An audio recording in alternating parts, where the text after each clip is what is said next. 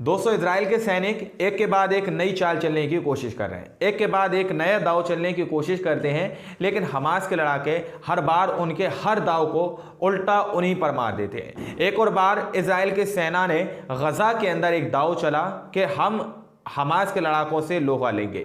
इस तरह की रिपोर्ट सामने निकल कर आई। यहाँ पर लोग देखिए, उल्टा पड़ा दाव, गाजा में हमास से लोहा लेना इजरायली सैनिकों को पड़ रहा महंगा। पूरी तरह से यहाँ पर बात कही गई है कि इजरायली सैनिकों को गजा के अंदर जो हमास से उसने लोहा लिया है, ये दाव पूरी तरह से उस पर उल्टा पड़ रहा है और बेंजामिन नेतन्याहू को इजराइल के अंदर घेर लिया गया है। बेंजामिन नेतन्याहू से इजराइल की सेना, इजराइल की आवाम जो है, इजराइल के लोग जो है, साफ तौर पर उससे पूछ रहे हैं कि आखिर कब तक इस तरह से हमारे इजराइल के जो सैनिक हैं मारे जाते रहेंगे, आखिर कब तक? क्योंकि जिस तरह से ये दाव जो चलने की कोशिश की थी इजराइल के बेंजामिन नेतन्याहू ने और उनके सैनिकों ने, पूरी तरह से उन पर उल्टी पड़ी है और उसके अंदर कई तादाद में इजरायली सैनिक मारे गए हैं। तो इजराइल के सैनिक मारे जाने के बाद इजराइल के अंदर बेंजामिन नेतन्याहू की घेराबंदी शुरू कर दी है। चारों तरफ से इजराइल के बेंजामिन नेतन्याहू को घेरने का काम किया है इजराइल की आवाम ने, इजराइल के लोगों ने, इजराइल के नागरिकों ने बेंजामिन नेतन्याहू को घेरा है। आप लोग रिपोर्ट साफ तौर पर देख सकते हैं, लिखा हुआ है उल्टा पड़ा दाव, गाजा में हमास से लोहा लेना इजरायली सैनिकों को पड़ रहा महंगा। साफ तौर पर यह कहा गया है। आगे आप लोग रिपोर्ट देखिए कि किस तरह से तेल अवीव गाजा पट्टी में शुक्रवार और शनिवार हुए संघर्ष में कम से कम 13 इजरायली सैनिक मारे गए।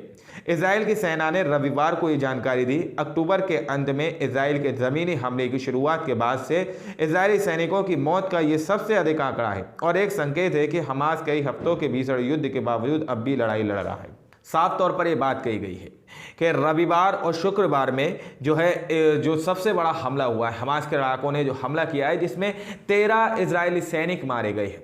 जब ये खबर इजराइल के अंदर चलाई गई कि उनके 13 सैनिक मारे जा चुके हैं, 13 सैनिक जिस तरह से मारे गए हैं, उसके बाद इजराइल के अंदर बेंजामिन नेतन्याहू की घेराबंदी शुरू कर दी कि आखिर कब तक इस तरह से हमारे सैनिकों को मौत के घाट उतरवाते रहेगा बेंजामिन नेतन्याहू, आखिर कब तक? इस तरह से वहां पर सवाल किया गया और जिस तरह से इजराइल के सैनिक अब मारे जा रहे हैं तो जगह जगह से इजराइल का समर्थन खत्म होता जा रहा है। इजराइल का साथ पूरी दुनिया जो है छोड़ती जा रही है एवं इजराइल के बेंजामिन नेतन्याहू का साथ जो है वहां के नागरिक भी छोड़ रहे हैं। आप लोग आगे देखिए, सैनिकों की मौत की बढ़ती संख्या उस समर्थन को कमजोर कर सकती है। यहूदी बहुल और अनिवार्य सेना सेवा वाले देश इजराइल में सैनिकों की मौत एक संवेदनशील भावनात्मक विषय है। शुक्रवार और शनिवार को 13 इजरायली सैनिक मध्य दक्षिणी गाजा में लड़ाई में मारे गए, जो इस बात का संकेत है कि कैसे हमास अब भी आगे बढ़ रहे हैं, इजरायली सैनिकों के खिलाफ कड़ा प्रतिरोध कर रहा है, जबकि इजराइल का दावा है कि उसने आतंकवादी समूह को गंभीर झटका दिया है।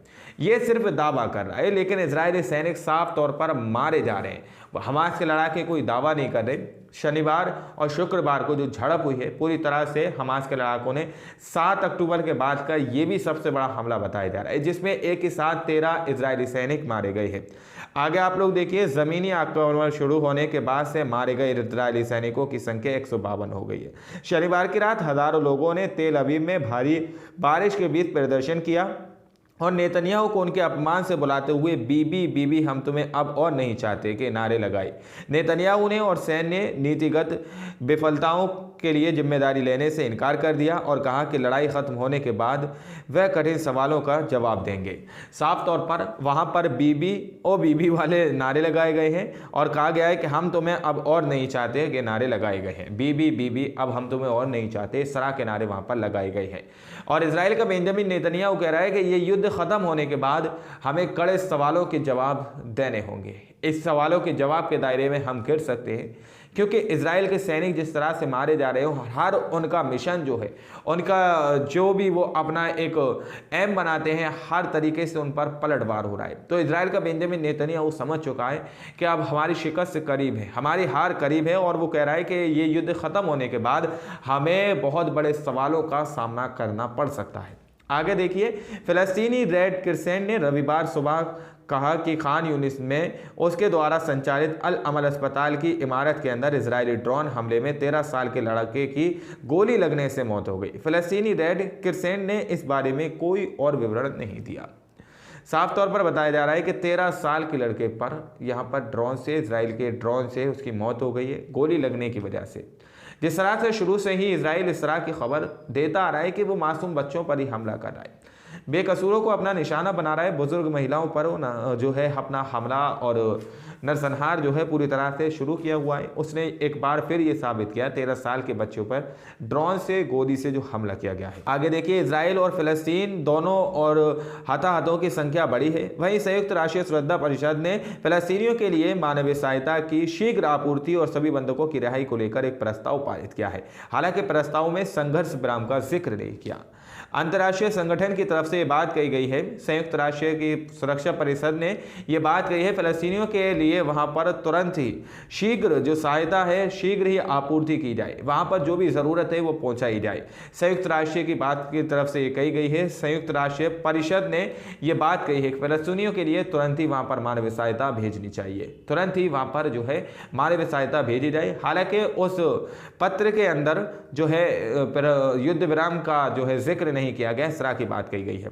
आगे देखिए, संयुक्त राष्ट्र के प्रस्ताव के बाद यह तुरंत स्पष्ट नहीं हुआ है कि सहायता वितरण में कैसे और कब तेजी आएगी। संयुक्त राष्ट्र ने कहा है कि शुक्रवार को 100 से भी कम ट्रक दाखिल हुए, जो युद्ध से पहले के दैनिक औसत 500 से काफी कम है। साफ तौर पर बताया गया कि जो शुक्रवार यानी जुमा जो परसों गुजर के गया है उससे पहले जो है 100 से भी कम ट्रक जो है गजा के अंदर घुस पाए हैं। लेकिन संयुक्त राष्ट्र की तरफ से साफ तौर पर कह दिया गया है कि जल्द से जल्द फिलिस्तीनियों को जो है मानवीय सहायता भेजी जाए।